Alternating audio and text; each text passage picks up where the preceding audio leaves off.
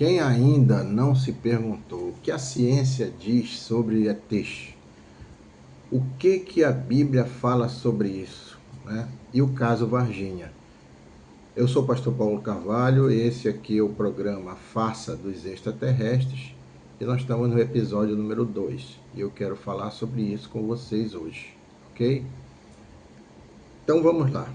Eu queria que você abrisse a sua Bíblia, porque a gente continua também fazendo uma análise bíblica do assunto. Então vamos lá. No capítulo 6, né, de Gênesis, no versículo 4, tem um detalhe aqui que é interessante, né?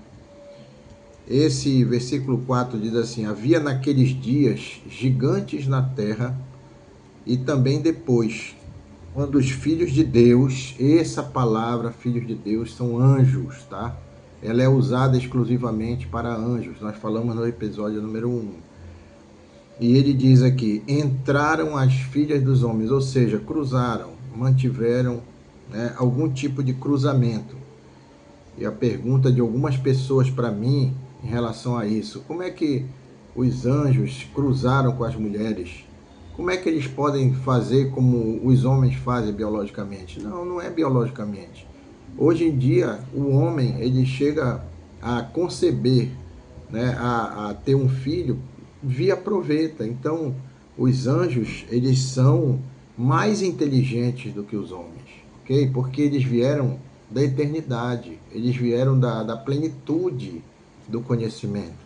E nós não, estamos num estágio muito mais, neste mundo em que vivemos, nós estamos muito mais atrasados. Então os anjos que foram decaídos também, eles trazem esse conhecimento. Eles foram expulsos do céu, mas estão nos ares. E eles ainda têm conhecimento, têm poder, eles só não podem fazer o que Deus não quer, né? Eles têm que pedir autorização para tocar nos ungidos de Deus. Ele toca naqueles que são desobedientes, né?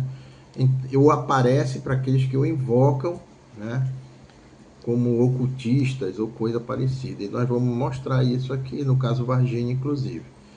Então, o texto diz que esses entraram as filhas dos homens e delas geraram filhos.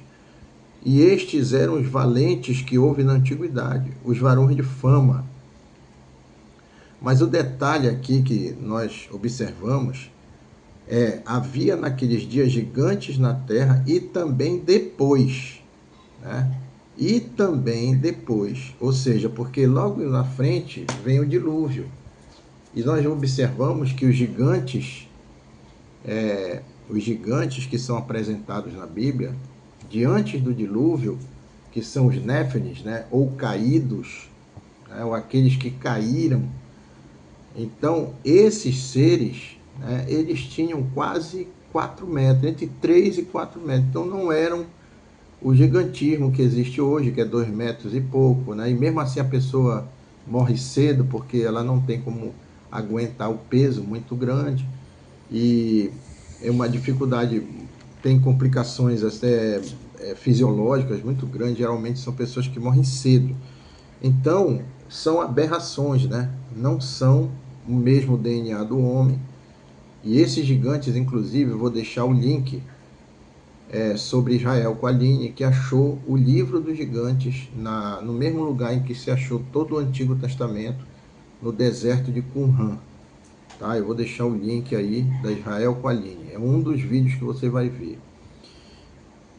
O outro assunto que nós vamos comentar no dia de hoje, né, vendo que eles agem com aberrações, né, é que depois eles agiram aqui e em Números 13, no livro de Números na Bíblia, capítulo 13, versículo 33, olha aqui: também vimos ali gigantes. O dilúvio já tinha acontecido e eles iam herdar a terra prometida.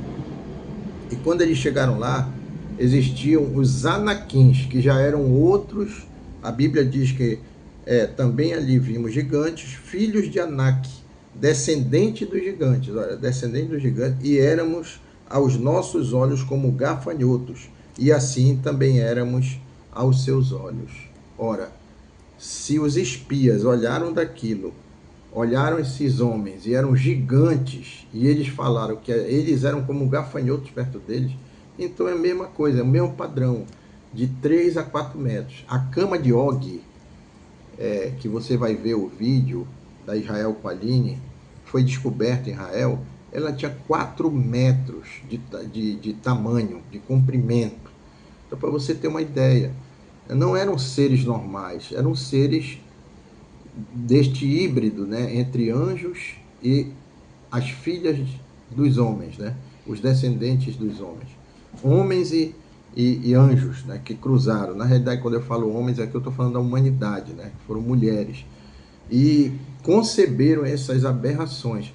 E essas aberrações não ficam só aí. No episódio seguinte, eu vou falar para vocês da mitologia. A mitologia tem tudo a ver. Hércules, nós vamos comentar sobre isso. Porque essa mesma história, ela é muito falada e, de fato, ela existiu ou é apenas uma mitologia? Nós vamos ver que esses varões de fama que nós acabamos de ler aqui em capítulo 6 de Gênesis, no verso 4, né, é justamente isso que nós vamos comentar no próximo episódio. Agora, o segundo assunto que nós vamos falar neste episódio é sobre o que a ciência fala sobre isso, sobre extraterrestre. Eu quero lembrar você também de curtir esse vídeo, compartilhar, tá? Dê o seu joinha aí, né? Curta o vídeo, né? Porque isso aí espalha, né, a mensagem que muitas pessoas precisam se preparar para o grande engano que está a caminho. E também eu vou pedir que você comente, faça comentários, pergunte, porque dessas suas perguntas é que pode nascer o novo programa, o assunto do programa seguinte. Então, vamos lá. Sobre a ciência. O que a ciência diz sobre isso? Nós temos um físico ítalo-americano chamado... ele já morreu, né? Então, ele chamou-se Enrico Fermi, tá? E esse Enrico Fermi, inclusive, ele foi ganhador do prêmio Nobel, eu acredito que de física, porque ele descobriu a fusão nuclear. Infelizmente, resultou até mais na frente, né? Ele foi um daqueles que fizeram a bomba atômica. E não só a bomba atômica, talvez a ideia não fosse nem essa. Mas a fusão nuclear, ela gera energia, né? Tanto que existe a maneira correta de usar essa fusão nuclear, que é gerar energia. Como nós temos usinas nucleares no Brasil, né? Angra está aí para todos verem. Então, ele fez a seguinte confabulação, né? Então, esse cientista, ele disse: se existe uma civilização, aonde estão onde está essas civilizações? Porque desde 1985 que existem várias antenas e observatórios voltados para o espaço, para todos os cantos do espaço, procurando um sinal, qualquer sinal fora do padrão. Hoje, a ciência ela é capaz de detectar, inclusive, o universo no seu primitivo lugar no tempo, né? Em torno de poucos milhões de anos, no início do universo. Tanto que eles ficaram surpresos, né, através do telescópio James Webb, que detectou o universo há muito tempo atrás. Como é que eles veem isso? Quando você vê existem escalas de distância no universo que são tão grandes e elas são baseadas na velocidade da luz, né? Então, por exemplo, vou dar um exemplo bem fácil. A Terra, ela está distante do Sol quase 10 minutos. 10 minutos, né? O Sol leva a velocidade da luz, a luz do Sol chega para a gente. Ou seja, nós estamos vendo o Sol há 10 minutos atrás. Porque se explodir alguma coisa no Sol, nós só vamos ver essa explosão 10 minutos depois, porque a luz leva 10 minutos para chegar na Terra, numa velocidade de 300 mil quilômetros por segundo. É a maior velocidade que existe no universo, até então. né? E o que acontece?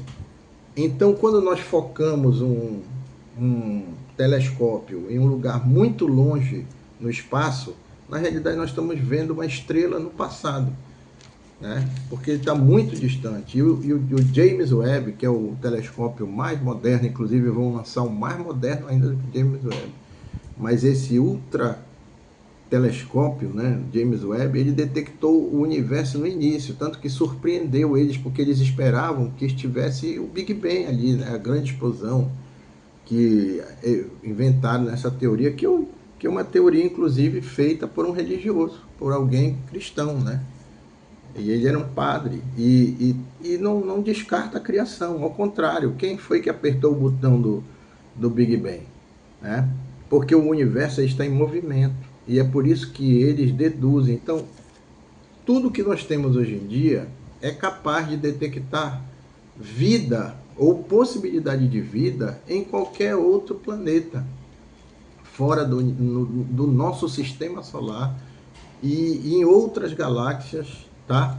Em outros lugares distantes. Então, nós estamos procurando vida ou sinal de vida desde 1985, com aparelhos ultramodernos. Teve até uma cientista recente que viu um sinalzinho lá diferente, né? Só que eu vou mostrar esse vídeo para você, vou deixar aí no link das observações.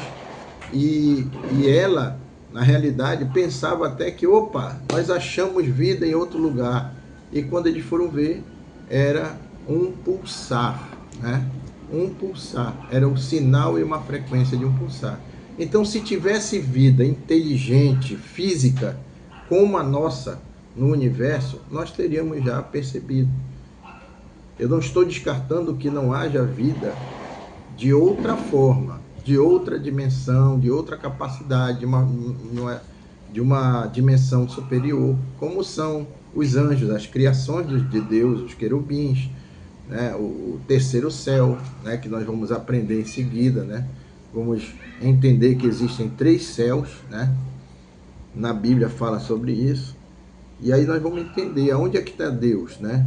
Então, onde é que estão os demônios? Onde é que estão os anjos? Né? Então você vai entender aonde as esferas de atuação de cada um. Então, gente, a ciência nunca descobriu nada, né? E outra, o paradoxo de Fermi, ele fala sobre o grande filtro, porque nós temos 122 constantes para haver vida na Terra. E mesmo que haja vida na Terra, não é uma coisa que existe para sempre, uma vida inteligente. Você está entendendo? Já acharam até, inclusive, bactérias em Marte, vida, vamos dizer, monocelular, mas não vida inteligente, não vida consciente, né? Não vida biológica, né? Como nós, em nenhum planeta. Nenhum deles nós vimos, ok? A ciência ainda não viu, isso é comprovado, né? Tanto que houve uma decepção, aí aparece o Oumuamua, né? Que é uma pedra que vem de fora do sistema solar, eu não sei o que, não, isso é gente aficionada, né? É gente carnal que fica o tempo todo pensando que ET é um serzinho com anteninha superior a gente, não é. Isso aí é uma grande farsa. Na realidade, nós vamos falando sobre isso aqui nos assuntos. Na realidade, são aberrações, são cruzamentos. Os que são físicos são cruzamentos entre homens, né, e esses seres, esses anjos caídos, tá?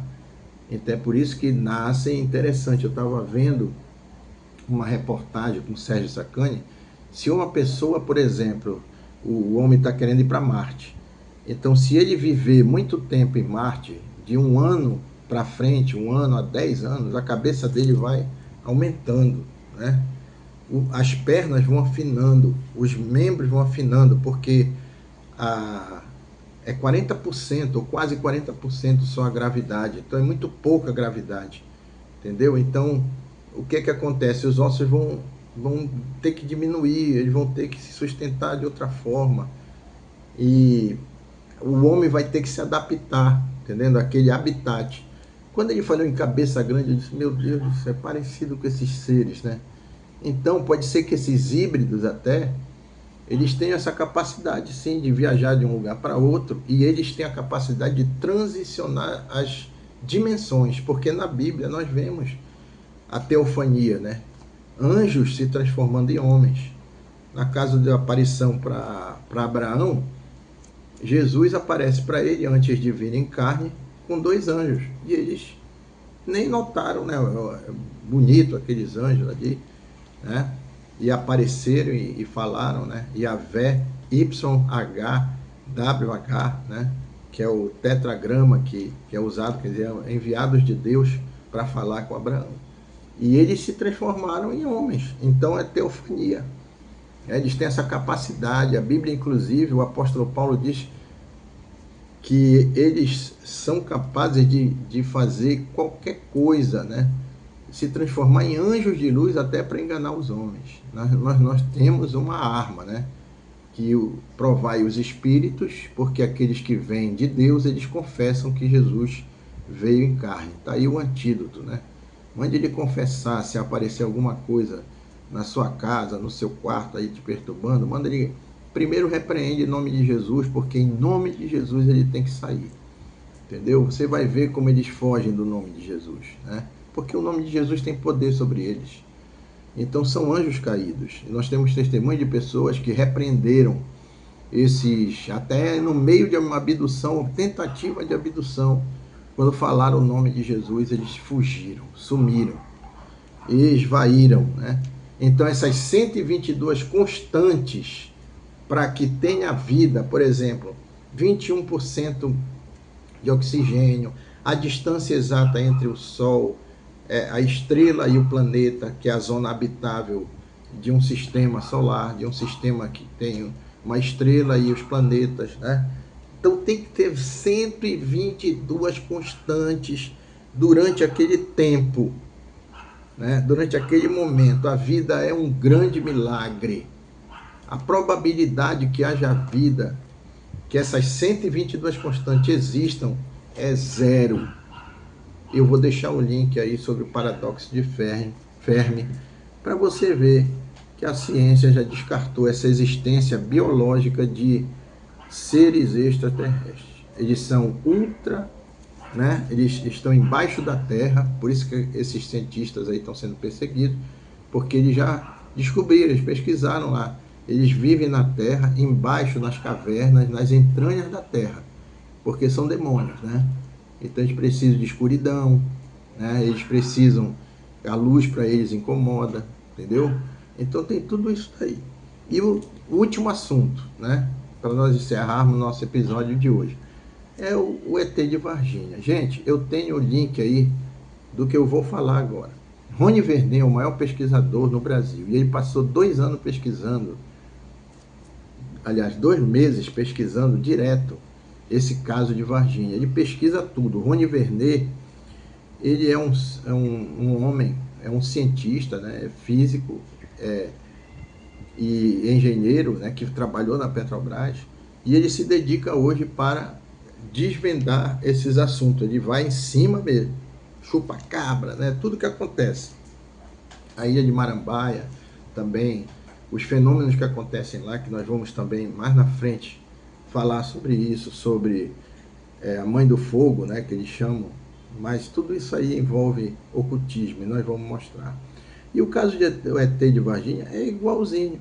Existe um terreno, né, no meio da cidade de Varginha, quem já foi em Varginha vai dizer isso daí, e esse terreno, o dono deste terreno, dessa fazenda, que fica no meio da cidade, uma cidade pequena de Minas Gerais, ele fazia cerimônias, ele fazia rituais ocultistas, né, de bruxaria, São Cipriano, e ele atraía esses seres, e na realidade ele abriu portais. É isso que eles fazem.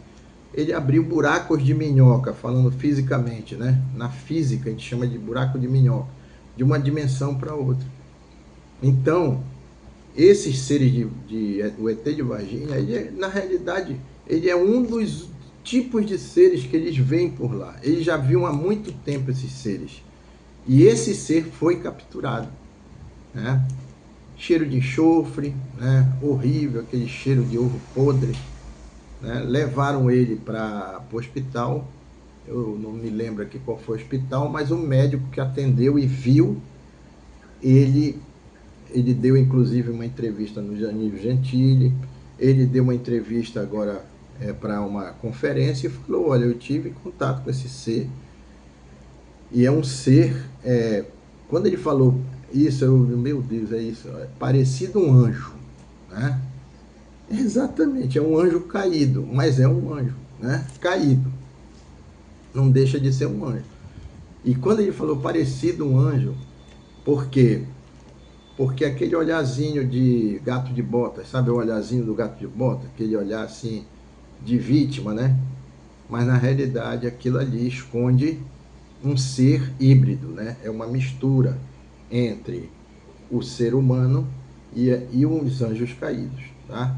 Então, isso que que eu estou acabando de falar para você, na realidade, o ET de Varginha é um resultado das invocações ocultistas do dono do terreno lá em Varginha, que fazia essas cerimônias lá para abrir portais. E não existe só esse ET de Varginha, é cheio lá. As pessoas veem seres com os olhos vermelhos no meio do caminho, que vão 4 horas da manhã, 5 horas para o trabalho, eles veem esses seres daí.